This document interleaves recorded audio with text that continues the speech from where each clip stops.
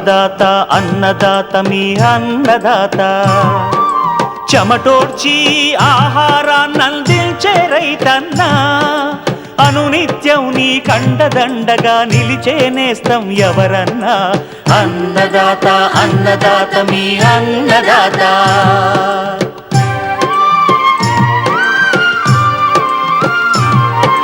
నూతన రీతుల సాగుబడికి నూరింతలు పెరిగే దిగుబడికి సూచనలిచ్చే సస్య రక్షణకు పశు పోషణకి శాస్త్ర విజ్ఞానం అందించి ముందుకు నడిపే తెలుగు రైతు భారతదేశానికి మకుటం అయ్యేలా తీర్చిదిద్దే ఆశయంతో మిమ్ము మేలు కొలిపేది అన్నదాత అన్నదాత అన్నదాత మీ అన్నదాత అన్నదాత అన్నదాత మీ అన్నదాత. అన్నదాత ప్రేక్షకులకు నమస్కారం. ఈనాటి ముఖ్యాంశాలు: ఎల్ నినో గురించిన వివరాలు, అధిగమించే మార్గాలు,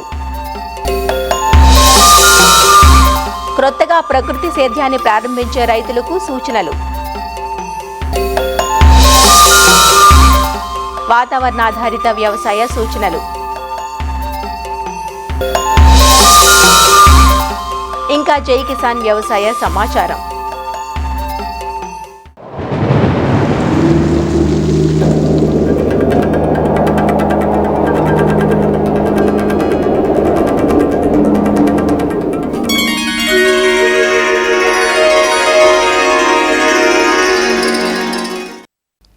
ఎల్ నినో గత 2 నెలల నుంచి ఈ పదం గురించి ఎక్కువగా వింటూ ఉన్నాం.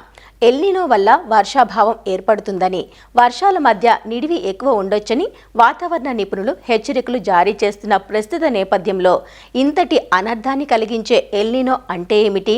ఎల్ నినో ఏర్పడడానికి కారణాలేమిటి? ఎల్ నినో ప్రభావం నుంచి తప్పించుకోవడానికి రైతులు ఎలాంటి ప్రణాళికలు అనుసరించాలి? ఎలాంటి పంటలు ఎంపిక చేసుకుంటే మంచిది? సూచనలు ఇస్తున్నారు తిరుపతి ప్రాంతీయ వ్యవసాయ పరిశోధనా స్థానం వాతావరణ విభాగపు సీనియర్ శాస్త్రవేత్త డాక్టర్ ప్రతిమ. ఎల్ నినో అంటే ఏంటి అంటే, సాధారణంగా ఉన్న ఋతుపవనాల కంటే భిన్నంగా పరిస్థితులు ఏర్పడినప్పుడు మనకు వర్ష ప్రభావాలు ఉండవు. ఎల్ నినోకి సూత్రధారి ఏంటి అంటే పసిఫిక్ మహాసముద్రము. ఈ పసిఫిక్ మహాసముద్రం యొక్క ఉపరితల వాతావరణము ప్లస్ ఆ పైభాగంలో ఉన్నటువంటి వాతావరణం మధ్య జరిగేటటువంటి ప్రక్రియ మొత్తం ప్రపంచం అంతటిని, ఈ వాతావరణ వ్యవస్థని అతలాకుతలం చేస్తోంది. ఎప్పుడైతే అక్కడ సముద్ర ఉపరితలం ఉన్నటువంటి ఉష్ణోగ్రతలు అక్కడ మనకు ఎక్కువ అయ్యాయో, ఎల్ నినో కండిషన్కు దారి తీసి మనకు దక్షిణ అమెరికా వైపు మనకు ఎక్కువ వర్షాలు పడటము, అదే సమయంలో ఆపోజిట్ డైరెక్షన్లో ఉన్నటువంటి మన ఇండోనేషియా, ఆస్ట్రేలియా, ఇండియా వైపు ఋతుపవనాలు తక్కువ ఉండడము, కరువు పరిస్థితులు ఏర్పడము, తర్వాత పంట మధ్యకాలంలో మనకు ఈ డ్రై స్పెల్స్ అనేటివి ఎక్కువ అవ్వడము, కరెక్ట్ సమయంలో మనకు ఋతుపవనాలు రాకపోవడము, ఇలాంటి పరిస్థితులన్నీ కూడా ఏర్పడ్డాన్ని ఎల్ నినో కండిషన్ అంటాము. భారత వాతావరణ సంస్థ ఇచ్చినటువంటి మనకు ఫోర్కాస్ట్ బట్టి కూడా ఈసారి నార్మల్ కంటే కూడా మనకు తక్కువ వర్షాలు ఈసారి నమోదయ్యే అవకాశం ఉంది అని మనకు భారత వాతావరణ సంస్థ వారు చెబుతున్నారు. అలాగే గరిష్ట కనిష్ట ఉష్ణోగ్రతలు కూడా సాధారణం కంటే ఎక్కువ ఉంటాయని, తర్వాత వేడిగాళ్ళు వీచే దినాలు కూడా ఎక్కువ ఉంటాయని చెప్పి హెచ్చరిస్తున్న నేపథ్యంలో మన ప్రాంత రైతులు పంటలు ఎలా సాగు చేసుకోవాలి, ఎంత అప్రమత్తంగా ఉండాలి అన్న దానిలో మొట్టమొదటగా నేలలో తేమని వీలైనంత వరకు పెంచుకోవాలి. మనకు వచ్చేటటువంటి ఈ ప్రతి వర్షపు చినుకురు కూడా మనము భూమిలో దాచిపెట్టుకొని మనం నేలలో తేమని పెంచుకోవాల్సిన అవసరం ఉంది. దీని కొరకై మనము భూమిని తయారు చేసుకునేటప్పుడే 3.6 మీటర్ల వెడల్పుతోటి మనం ఒక నాగటి చాలు తీసుకోవడము, ఒక కన్జర్వేషన్ ఫర్రో చేసుకోవడము, తర్వాత లోతు దుక్కులు చేసుకోవడము, తర్వాత చిజిల్ ప్లవ్ లేదా వర్టికల్ టిల్లేజ్ తోటి 45 సెంటీమీటర్ల లోతు వరకు కూడా మనము మీటర్ విడిచి మీటరు మనం కనుక చిజిల్ ప్లవ్ తోటి కనుక మనము లోతు దుక్కులు కనుక చేసుకున్నట్లయితే మనకు ప్రతి నీటి బిందువును కూడా మనము మన నేలలోనే మనం ఆదా చేసుకోవచ్చు. ఇలాంటి పరిస్థితుల్లో తక్కువ రోజులలో ఎక్కువ వర్షపాతం వచ్చే అవకాశం కూడా అప్పుడప్పుడు ఉంటుంది. కాబట్టి ర్యాటిక్ సిచ్యువేషన్స్ ఉంటాయి. కాబట్టి అలాంటి పరిస్థితుల్లో మనకు వచ్చేటటువంటి వర్షాన్ని మన ప్రాంతంలోనే మన పొలాలలో కొంత వాలు తక్కువగా ఉండి కొంచెం లోతట్టు ఉన్న ప్రాంతాలలో మనం నీటి కుంటలను ఏర్పాటు చేసుకొని ప్రతి నీటిని కూడా స్టోర్ చేసుకున్నట్లయితే ఆ వర్షపు నీరే మనకు పంటల మధ్యకాలంలో వచ్చే బెట్ట పరిస్థితులు, పంట చివరి దశలో వచ్చే బెట్ట పరిస్థితులు తట్టుకునే విధంగా అప్పుడప్పుడు ఒక రక్షక తడిగా పంటకు ఇచ్చుకున్నట్లయితే మనం నష్టాన్ని కొంతవరకు నివారించుకోవచ్చు. ఈ సీజన్లో మనము దీర్ఘకాలిక రకాలకు వెళ్లకుండా పంట ఏదైనా కానీ మధ్యస్థ లేదా షార్ట్ డ్యూరేషన్ స్వల్పకాలిక రకాలను మనం కనుక తీసుకున్నట్లయితే డ్రౌట్ తట్టుకునే రకాలను కనుక మనము ఎన్నుకున్నట్లయితే కొంతవరకు కూడా మనము ఈ వర్షపు లేని పరిస్థితుల్లో నుంచి బెట్ట పరిస్థితుల్లో నుంచి కొంచెం మనం బయటపడే అవకాశం ఉంటుంది. అలాగే నీటి అవసరత తక్కువ ఉన్న పంటల వైపు మనము మొగ్గు చూపాలి. మనకున్న నీటి నిల్వల్ని ఆదా చేసుకొని మైక్రో ఇరిగేషన్ సిస్టమ్స్, స్ప్రింక్లర్ లేదా డ్రిప్ సిస్టమ్స్ ద్వారా కనుక మనము పంటలకు నీటిని అందించుకున్నట్లయితే తక్కువ నీటితో ఎక్కువ ఏరియాలో మనం పంటలను సాగు చేసుకోవటానికి వీలుంటుంది. నేలలో తేమను మనం అలా దాచిపెట్టుకోవటానికి మల్చింగ్ అంటాము. భూమిపైన ఏదైనా ఆచ్ఛాదన, పంట ద్వారా నేల ద్వారా ఆవిరైపోయేటటువంటి నీటిని మనము వృధా కానికోకుండా ఇలాంటి మల్చింగ్ నేల మీద ఆచ్ఛాదన చేసుకోవడం వల్ల కూడా కొంతవరకు తేమను మనము అరికట్టుకోవచ్చు. బెట్ట పరిస్థితులు ఉన్నప్పుడు పోషకాలు కూడా పంటలకు సరిగా అందవు. కాబట్టి పైపాటుగా మనము పోషకాలు అందించుకోవాల్సిన అవసరం కూడా ఉంటుంది. తర్వాత యాంటీ ట్రాన్స్పరెంట్ అయిన కయోలినైట్ లాంటి కెమికల్స్ను కూడా మనం పిచికారీ చేసి ఆకుల నుంచి వెళ్ళేటటువంటి ఈ బాష్పోత్సేకాన్ని మనము కొంతవరకు తగ్గించుకొని పంటలను మనం కాపాడుకోవాల్సిన అవసరత అయితే మనకు ఉంది. ఇలాంటి సమయంలో సేంద్రియ ఎరువులు వేసుకోవడము, పంటలకి మనము జీవన ఎరువుల వాడకాన్ని కానివ్వండి, పచ్చి ఆకు ఎరువులు వాడుకోవడము, ఇలాంటి ఎరువులన్నింటినీ వాడుకోవడం వల్ల నేలలు కూడా కొంత పోషకాలు కలిగి కొంచెం బలంగా ఉండి ఇలాంటి బెట్ట పరిస్థితులు వచ్చినప్పుడు మొక్కకు తట్టుకోవాల్సినటువంటి శక్తిని అందిస్తాయి. కాబట్టి అలాంటి విషయాలలో కూడా మనము జాగ్రత్త వహించి గమనిక కలిగి ఉండాలి. జూలై దాటిన తర్వాత ఆగస్టు నుంచి కూడా మనము ప్రత్యామ్నాయ పంటలైనటువంటి కంది కానివ్వండి, తర్వాత ఆముదం పంట కానివ్వండి, ఇలాంటి పంటలను మనము వేసుకోవాలి. దాంట్లో ప్రత్యేకంగా మన అన్నమయ్య, తిరుపతి, చిత్తూరు జిల్లా రైతులు ఏదైనా ఫీల్డ్ బీన్ కానివ్వండి, తర్వాత అనప, అనుములు, తర్వాత కొర్ర పంట కానివ్వండి, ఇలాంటి పంటల్ని ఈ రాగి తర్వాత వేరుశెనగ లాంటి పంటలతోటి జూన్ జూలైలో వేసుకున్నప్పుడు అంతర పంటలుగా సాగు చేసుకోవడము ఎంతో మంచిది. తర్వాత ప్రధాన పంటతో పాటు కొంత వెజిటబుల్స్, టమాటా వంటి పంటలను కూడా అంతర పంటలుగా సాగు చేసుకోవడము, ఇలాంటివి చేయడం వల్ల మనకు ఒక పంటకు కష్టం కలిగినా కూడా రెండో పంటను తీసుకోవడానికి మనకు అనుకూలత ఉంటుంది. కాబట్టి ఖచ్చితంగా అంతర పంటలు, మిశ్రమ పంటలు లాంటివి మనము సాగు చేసుకోవాల్సిన అవసరం అయితే ఉందండి. ఈ పంటలతో పాటు ప్రతి ఒక్క రైతు కూడా కొంత పశుగ్రాసాలు కూడా వేసుకొని మన పశువులకు, జీవాలకు కూడా మనము కొంత ఆహార వసతి కల్పించినట్లయితే మనకు పంటల్లో మంచిది. వర్షాలు ఇరాటిక్గా అప్పుడప్పుడు పడే అవకాశం ఉంటుంది. కాబట్టి ఆ తక్కువ పీరియడ్లో వచ్చినటువంటి తేమను మనము ఉపయోగించుకునే విధంగా మనము కస్టమ్ హైరింగ్ అంటాము. ఈ సీడ్ డ్రిల్ లాంటి వాటిని తీసుకొని తక్కువ సమయంలో ఎక్కువ పంటను విత్తుకొని ఉన్న తేమని మనము అనువుగా మలుచుకున్నట్లయితే మనము కొంతవరకు పంటలు తీసుకోవడానికి అవకాశం ఉంటుంది. కాబట్టి రైతు సోదరులందరూ ఎప్పటికప్పుడు మెళుకువగా ఉండి ఈ సంవత్సరం వ్యవసాయం చేసుకోవాలని, ప్రత్యేకంగా ఈ ఖరీఫ్ సీజన్ ఎంత కష్టతరమైనా కూడా దాన్ని దాటుకుని మనం దిగుబడులు సాధించవచ్చని రైతాంగానికి తెలియజేసుకుంటూ ఎప్పటికప్పుడు ఈ వాతావరణ సూచనలను మీరు వింటూ పాటిస్తూ వ్యవసాయం చేసుకోవాలని కోరుకుంటున్నానండి.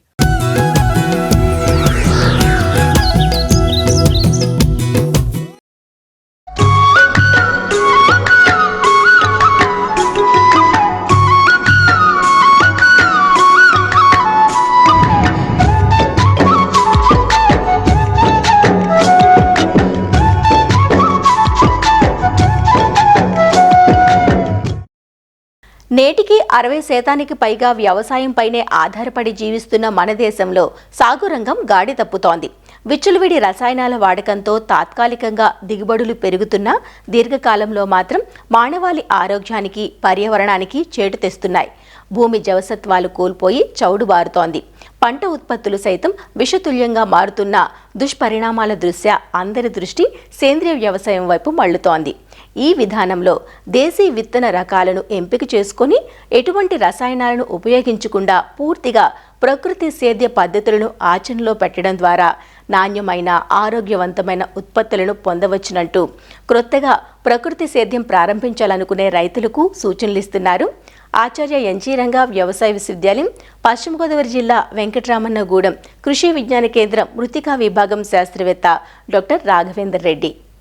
ఈ ప్రకృతి వ్యవసాయం అనేది ప్రకృతిలో భాగంగా మనం ఎటువంటి రసాయనాలు వాడకుండా పండించే విధానాన్ని ప్రకృతి వ్యవసాయం అని అంటాము. వీటిలో ఏ హెర్బిసైడ్స్ కానీ, ఫెర్టిలైజర్స్ కానీ, పెస్టిసైడ్స్ కానీ మరియు ఇతర ఎలాంటి జెనెటికల్లీ మాడిఫైడ్ సీడ్స్ కానీ లేకుండా పండించే వ్యవసాయ పద్ధతి. మామూలుగా సీడ్ ట్రీట్మెంట్ కోసం మనము ఈ ప్రకృతి వ్యవసాయంలో బీజామృతం వాడుతాము.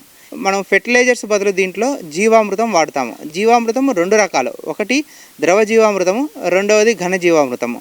ఈ జీవామృతంలో మైక్రో ఆర్గానిజమ్స్, సూక్ష్మజీవులు బతకడానికి కావాల్సినటువంటి అన్ని రకాల సౌకర్యాలు, బెల్లము, పల్స్ ఫ్లోర్, ఆవు పేడ, ఎర్రమన్ను ఇట్లాంటివి కలుపుకొని సుమారుగా ఒక 6 రోజుల పాటు తయారు చేసిన తర్వాత పొలానికి వాడతారు. ఈ 200 లీటర్లు ఒక ఎకరానికి ఒకసారి చొప్పున వాడాల్సి ఉంటుంది. ఇంకొక ముఖ్య కారకం ఏంటంటే దీంట్లో మల్చింగ్. ఈ కలుపు అనేది సుమారుగా 30 నుంచి 40% దిగుబడిని తగ్గించే అవకాశం ఉంటుంది. ప్రకృతి వ్యవసాయంలో ఎలాంటి కలుపు మందు వాడకుండా ఉండడం అతిపెద్ద సమస్య. అయితే ఈ కలుపు సమస్యను నివారించుకోవడానికి మల్చింగ్ అనేది సాధ్యమవుతుంది. మల్చింగ్ అనేది దాదాపు 2-3 రకాలుగా ఈ ప్రకృతి వ్యవసాయ పద్ధతిలో వాడచ్చు. ఒకటి లైవ్ మల్చింగ్, అనగా మన వరుసల మధ్యలో ఆకుకూరలు వేసి వీడ్స్కి కాంపిటీషన్ ద్వారా వీడ్స్ పెరగకుండా ఆకుకూరలు పెంచుకొని వాటిని రెండవ ఆదాయంగా మనం దీన్ని చూసుకోవచ్చు. రెండవది, మన దగ్గర ఎండాకులు కానీ లేకుంటే కొబ్బరి ఆకులు ఇట్లాంటివి ఏమన్నా ఉన్నా వాటిని సన్నగా చాప్ చేసుకొని వరుసల మధ్య వేసుకున్నట్లయితే వరుసల మధ్యలో ఉండేటువంటి కలుపు రాకుండా చేసుకోవచ్చు. దీని ద్వారా ఇంకొక ప్రయోజనం ఏంటంటే నీరు ఆవిరి కాకుండా నీటిని సమగ్రంగా వినియోగించుకొని మరియు మొక్క వేర్లకు గాలి కూడా సరిగ్గా సోకే విధంగా ఇది పనిచేస్తుంది. నీటిని ఎలా వాడుకోవాలి ఈ ప్రకృతి వ్యవసాయంలో అనేదాన్ని మనము వ్యాప్సా అని అంటాము. 4వ అతి ముఖ్యమైన కారకం. మనము ఎప్పటికీ కూడా భూమిని నీరు లేకుండా ఉంచకూడదు, అలాగే అధిక నీటిని ఉంచకుండా ఉండకూడదు. ఫీల్డ్ కెపాసిటీ అంటాం. అంటే నీటిని భూమి సరిగ్గా పీల్చుకునేటువంటి కండిషన్లో మాత్రమే పెట్టగలిగేదాన్ని వ్యాప్సా అంటాము. ఇలా వ్యాప్సా కండిషన్లో ఉంచడం వలన వేరుకు కావాల్సినటువంటి నీటితో పాటు గాలి కూడా సరిగ్గా సోకి మొక్క యొక్క ఫిజియోలాజికల్ గ్రోత్ అని అంటాము, అది బాగా జరిగి మొక్క ఏపుగా పెరగడానికి వీలవుతుంది. ఇవి 4టిని బాగా మెయింటైన్ చేసుకోగలిగితే ప్రకృతి వ్యవసాయంలో ఎలాంటి కెమికల్స్ లేకుండా కూడా మనము పంట పండించుకోగలము. ఇవే కాకుండా కొన్ని జాగ్రత్తలు తీసుకోవాల్సి ఉంటుంది. ఆ జాగ్రత్తలు అంటే, ఒకటోది ఎండాకాలంలో ఎటువంటి సూర్యరశ్మి డైరెక్ట్గా భూమికి తగలకుండా PMDS అంటే ప్రీ మాన్సూన్ డ్రై సోయింగ్, అంటే ఎండాకాలంలోనే వర్షం వచ్చే ముందరే ఈ రకరకాలైనటువంటి సీరియల్స్, పల్సెస్, ఆయిల్ సీడ్స్ను అన్నీ మిక్స్ చేసుకొని ప్రధాన పంట వేసుకుని ఒక 30 నుంచి 40 రోజుల ముందరే వాటిని చల్లుకొని 50% ఫ్లవరింగ్ స్టేజ్, అంటే సగం మొక్కలకు ఫ్లవరింగ్ వచ్చిన టైంలో వాటిని కలేదునగలిగితే నెక్స్ట్ వేసే ప్రధాన పంటకు అది అన్ని పోషకాలను సరైన సమయంలో ఇవ్వడానికి అవకాశం ఉంటుంది. రెండవది, ఎండాకాలంలో సేంద్రియ కర్బనము ఆవిరి కాకుండా మరియు ఇతర పోషకాలు భూమిలో అలాగే ఉండడానికి ఉపయోగపడుతుంది. మూడవది, వర్షం వచ్చిన టైంలో అధిక పోషకాలు కలిగినటువంటి పైపొర కొట్టుకుపోకుండా అలాగే భూమిలో ఉంచడానికి కూడా ఈ PMDS ఉపయోగపడుతుంది. ఇప్పుడు మనం ప్రకృతి వ్యవసాయం కొత్తగా చేపట్టినట్లయితే చుట్టూ మనకు రసాయన ఎరువులు వాడే పొలం ఉన్నట్లయితే కొద్దిగా బఫరింగ్ జోన్ ఏర్పాటు చేసుకోవాల్సి ఉంటుంది. బఫరింగ్ జోన్ అంటే కెమికల్స్ వేసే పొలాల్లోంచి మన పొలాల్లోకి నీరు కానీ లేకపోతే ఇతరత్ర ఏమైనా మన పొలాల్లో సోకే అవకాశం ఉంటుంది. కొద్దిగా బఫరింగ్ జోన్ ఏర్పాటు చేసుకోగలిగితే ప్రకృతి వ్యవసాయంలో చేసేటువంటి పంటకు ఎటువంటి అడ్డంకి లేకుండా కూడా ఉంటుంది. సాధారణంగా ఒకే పంటకు పోకుండా ఎత్తుకు తగినట్లు పంట యొక్క ప్రణాళికను సిద్ధం చేసుకోవాలి. ఎగ్జాంపుల్గా కింద ఆకుకూరలు, దానిపైన ఇంకొద్దిగా ఎత్తుగా ఉండేటువంటి కూరగాయలు, దానిపైన ఏమన్నా జొన్న, మొక్కజొన్న లాంటివి, దానిపైన కొబ్బరి, కొక్కో లాంటి పంటను, ఇలా ఏదైనా 3-4 పంటలను ఒకే సమయంలో ఒక భూమిలో వాడుకున్నట్లయితే అధిక లాభాలు సాధించవచ్చు. వీటితో పాటు 1 లేదా 2 ఆవులు లేకుంటే ఏదైనా పాడి ఖచ్చితంగా మనకు మన పొలంలో ఉండాలి. ఇలా 1 లేదా 2 ఆవులు ఉండడం వల్ల మినిమం ఒక 10 నుంచి 15 ఎకరాలకు కావాల్సినటువంటి జీవామృతంతో పాటు ఇతరత్ర ఏవైనా కూడా మనము వీటి నుంచి సాధించుకోవచ్చు. సాధారణంగా రైతులు ఇబ్బంది పడేది రోగాలు మరియు పురుగుల గురించి. ముఖ్యంగా నీమాస్త్రం, అగ్నాస్త్రం, బ్రహ్మాస్త్రం మరియు వావిలా కషాయం లాంటివి ఉపయోగించుకొని పురుగులను కంట్రోల్ చేసుకోవచ్చు. పుల్లటి మజ్జిగ కానీ లేకుంటే ఆవు మూత్రం కానీ ఇలాంటివి వాడి ఏదైనా రోగం వస్తే వాటిని కూడా తగ్గించుకోవచ్చు. ఇలాగా ప్రకృతి వ్యవసాయం చేస్తూ మన నేలల్లో తగ్గినటువంటి పోషకాలను మరియు నేలల్లో తగ్గినటువంటి సేంద్రియ కర్బనంను పునరుద్ధరించుకొని అధిక లాభాలు సాధించుకోవచ్చు.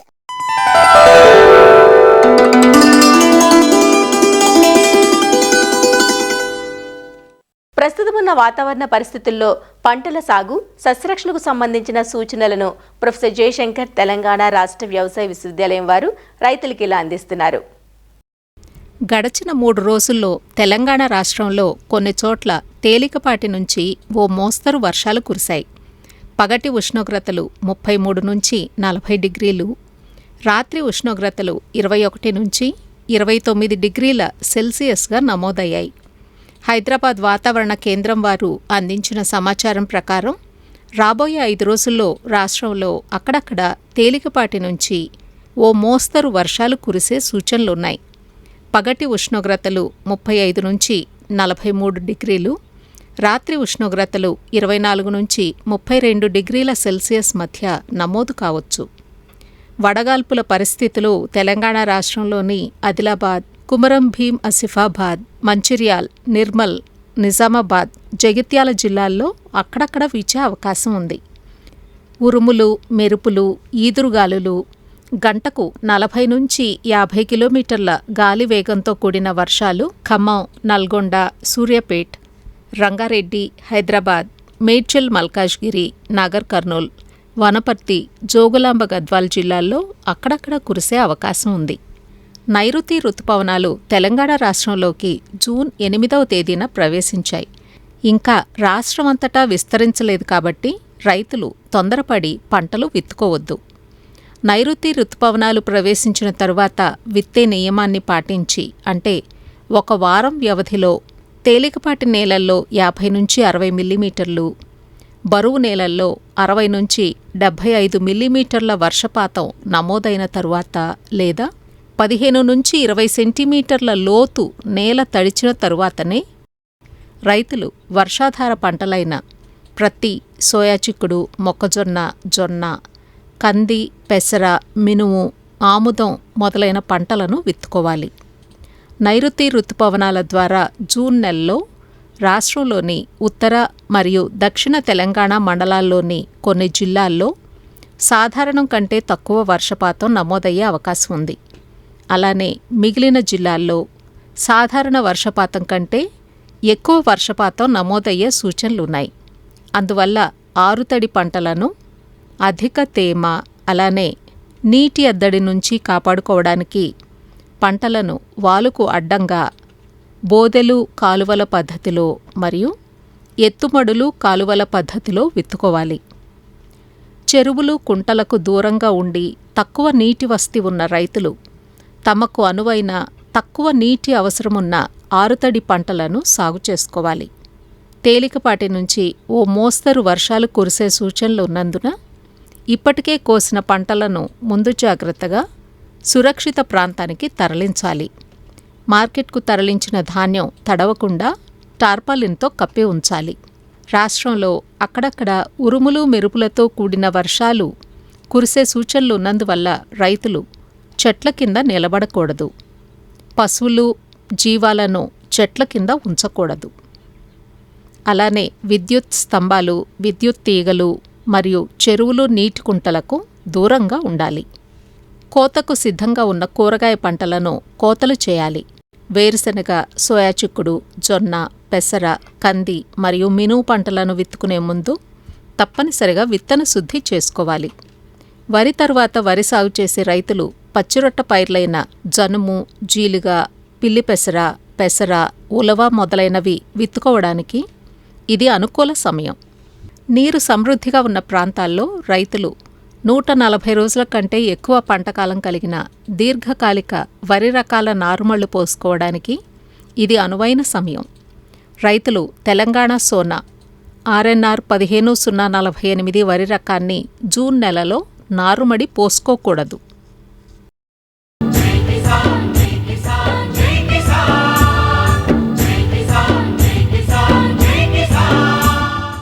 వ్యవసాయ సమాచారం ఇప్పుడు జై కిసాన్లో చూద్దాం.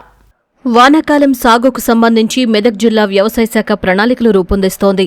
సాగు విస్తీర్ణానికి తగ్గట్లుగా ఎరువులు, విత్తనాలను అందుబాటులో ఉంచేందుకు సమాయత్తమవుతోంది. ఈసారి ఎల్నినో ప్రభావంతో వర్షాలు తక్కువగా పడతాయని వాతావరణ శాఖ ముందస్తు సూచనలతో వరికి ప్రత్యామ్నాయంగా ఆరుతడి పంటల సాగుపై దృష్టి సారిస్తోంది. పంటల సాగుకు ముందు పచ్చిరొట్ట ఎరువులు వాడకంపై రైతులకు అవగాహన కల్పించడంతో పాటు విత్తనాలను రాయితీపై అందిస్తోంది. మెదక్ జిల్లాలో వానాకాలం సాగుకు సంబంధించిన పూర్తి సమాచారాన్ని జిల్లా వ్యవసాయాధికారి దేవ్ కుమార్ వివరిస్తున్నారు. ఈ ఖరీఫ్కు సంబంధించి వ్యవసాయ శాఖ ఆధ్వర్యంలో ఏ విధమైనటువంటి ప్రణాళిక రూపొందించారు, దానికి సంబంధించి ఏ విధంగా సమాయత్తమవుతున్నారు అనేటువంటి విషయాల్ని మనతో పాటు పంచుకోవడానికి జిల్లా వ్యవసాయ శాఖ అధికారి దేవ్ కుమార్ మనతో పాటు ఉన్నాడు. అయితే ప్రస్తుతం అతను అడిగి మరిన్ని వివరాలు తెలుసుకునే ప్రయత్నం చేద్దాం. సార్, మన మెదక్ జిల్లాలో ఖరీఫ్కు సంబంధించి వ్యవసాయ ప్రణాళిక ఏమైనా రూపొందించారా? వానాకాలానికి ప్రణాళిక ఆల్రెడీ సిద్ధం చేశాము. మన మెదక్ జిల్లాలో ముఖ్యంగా వరి, పత్తి, మొక్కజొన్న, అట్లాగే పప్పు దినుసులు, ఇంకా ఇతర పంటలు ఉంటాయి అన్నమాట. కానీ మేజర్ గా వరి మాత్రమే మనం పండిస్తాం. అయితే ఈ సంవత్సరం సాధారణ వర్షపాతం ఉంటుంది అనే ఉద్దేశంతో 3,49,000 ఎకరాలు పంట సాగు చేయాలి అనేది ప్రణాళిక సిద్ధం చేశాము. ముఖ్యంగా డిపార్ట్మెంట్ ఆఫ్ అగ్రికల్చర్ వరికి ప్రత్యామ్నాయంగా ఇతర పంటలు కూడా వేయాలి అని సూచించారు. సాధారణ వర్షపాతం ఉంటే 3,15,000 ఎకరాలు వరి సాగు చేస్తారు. దాంతో పాటు ఇతర పంటలు అంటే పత్తి, మొక్కజొన్న, పప్పు దినుసులు, జొన్న, ఇతర పంటల మీద కూడా కాన్సన్ట్రేట్ చేయాలి అనేది ప్రణాళిక సిద్ధం చేశాము. అవసరమైన విత్తనాలు వరి కావచ్చు, లేకపోతే పత్తి కావచ్చు, మొక్కజొన్న కావచ్చు, పప్పు దినుసులు కూడా విత్తనాలు అందుబాటులో ఉన్నాయి. మనకి ఐఎండి ఒక ఫోర్కాస్ట్ ఇచ్చింది. ఎలినో ఎఫెక్ట్ వల్ల వర్షాభావ పరిస్థితి ఏర్పడే అవకాశం ఉంటుంది అనేది. సో దానికి కూడా డిపార్ట్మెంట్ ఆఫ్ అగ్రికల్చర్ ప్రణాళిక సిద్ధం చేశామన్నమాట.